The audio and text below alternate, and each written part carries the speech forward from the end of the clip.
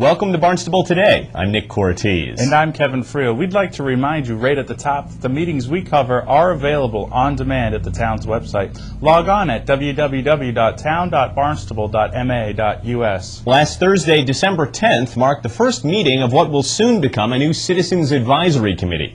The committee is being formed to tackle what has become one of Barnstable's hottest issues, the future of water protection across the town. At the meeting, DPW Director Mark Ells laid out the goals he hopes the committee can achieve over the next 18 months. The goal of this Citizens Advisory Committee, because I want to be clear on why we're all here, and certainly if we need to discuss any of these items, we can start that today and hopefully continue that on the schedule that I've identified. But it's to advise the town on this comprehensive water management plan. Review of the scope of work and the Mass Estuaries technical and TMDL reports. If you're not familiar with what those are, you will be shortly. They're also included in the blue folder. The scope of work is what we're embarking on here as far as tasks.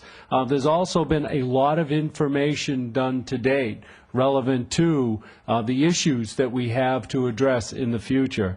A lot of that modeling, data gathering, and then compilation of data, putting it into what they call this TMDL report, which is basically a limit for our coastal embayments, are a basis for some of the challenges that we're going to have to deal with in this comprehensive water management plan. Participation in alternative evaluations of how to address the challenges our community faces relative to nutrient loading within our coastal recharge areas. Make recommendations on the issues as they arise. Review and comment on final documents produced as part of this comprehensive water management planning process. And we have two of them. We have an environmental impact report that will have to go into MEPA, and then a DRI, which will have to go into the Cape Cod Commission. And what we're challenged with here is to address the nutrient loading to our coastal embayments. And those embayments include Pompanesett Shoestring Bay on the far west, and we share that watershed with Sandwich and Mashpee. Three bays, which is North Bay, West Bay, and Cotuit Bay, and we share that with Mashpee and Sandwich. Centerville River East Bay, which is entirely in Barnstable. The Lewis Bay, which is in Barnstable and Yarmouth, and then Barnstable Harbor, which is in Barnstable and Sandwich. Later, Ells went into more discussion on the specific issues the CAC must consider and the importance of coming up with a plan of action to keep our embayments clean. I've said over and over, it's been our plan. We have control today where we go with this and when we do it and how we do it. And I can't advise anybody to lose that control. I can only say that it is of huge benefit to our community to maintain this control. If we don't do something, though, we need to realize that it's just deferred. And somehow we will have to get, through our town manager or myself, we'll have to get back to those regulators relative to those regulations and begin communications on, okay, we haven't moved forward with this piece yet, but here's when we will. I just want to make sure everybody's clear on that. This doesn't go away with not doing something. This just puts us in a position where we may begin to lose pieces of control. And I think we need to be very careful of that.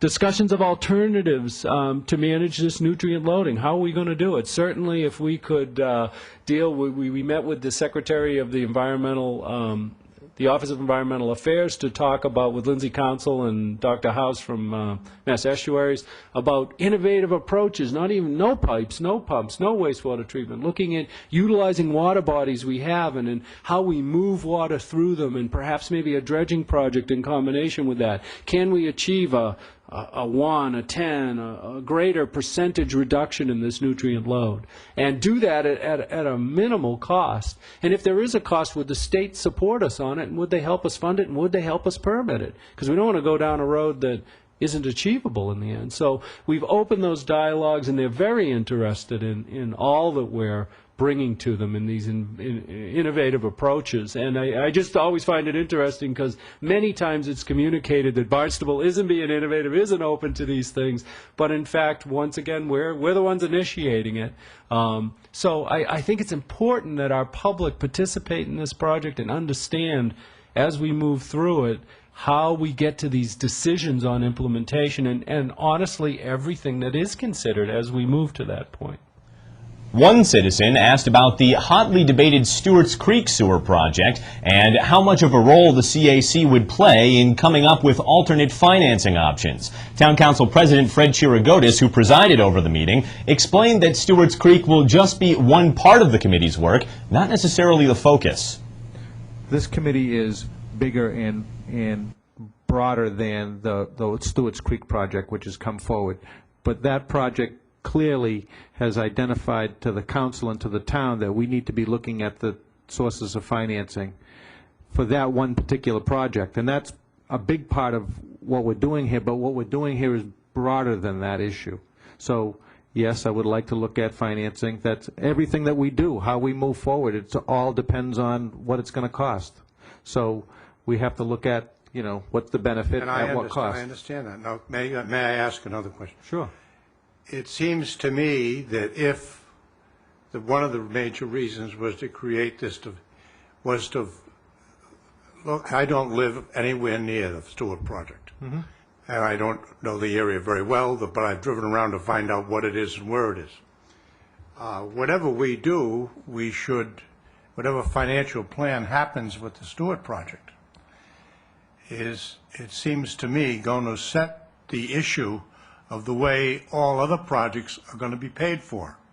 So if that's going to be the financial plan that is in place, I would think that if it's going to be modified, like Chatham, for instance, then maybe it's important that that strategy be recommended and planned along with the technical protection of the water supply and all those other things we're going to look at. I'm not trying to take a shortcut, but it just seemed to me that was the major issue that caused this committee, which will look at all the broad issues for sure, but would have a major impact if there is a change in the financial strategy and planning, that it would encompass the Stewart area, because if that goes one way, then that will be the stone rolling downhill. All others will go that way. The Citizens Advisory Committee's next meeting is scheduled for January 11th at 5 o'clock. At that meeting, members will likely be appointed and discussions will begin. Now let's take a look at this week's upcoming meetings. For Monday, December 14th at 7 o'clock, the Planning Board meets in the Town Hall hearing room. At 7:30, the Sandy Neck Board meets in the Selectmen's Conference Room. For Tuesday, December 15th at 8 o'clock in the morning, the Housing Committee will meet in the Selectmen's Conference Room. At 3:30 in the afternoon, the press conference will take place in the Town Hall hearing room. At 4 o'clock, the Barnstable Historical Commission meets in the Selectmen's Conference Room. Then at 6 o'clock, the Airport Commission will meet in the Gorley Conference Room at the airport. At 6:30, the Conservation Commission has a meeting in the Selectmen's Conference Room. And then at 7 o'clock, the School Committee meets in the Town Hall hearing room. On Wednesday, December 16th at 7 o'clock, the Highness Main Street Waterfront Historic District Commission meets in the Selectmen's Conference Room. At 7:30, the Shellfish Committee meets at the MEA office on Finney's Lane. Then on Thursday, December 17th at 7 o'clock, the Town Council has a meeting in the Town Hall hearing room. Well, that's all the time we have for now. For Kevin Friel, I'm Nick Cortez. We'll see you next time on Barnstable Today.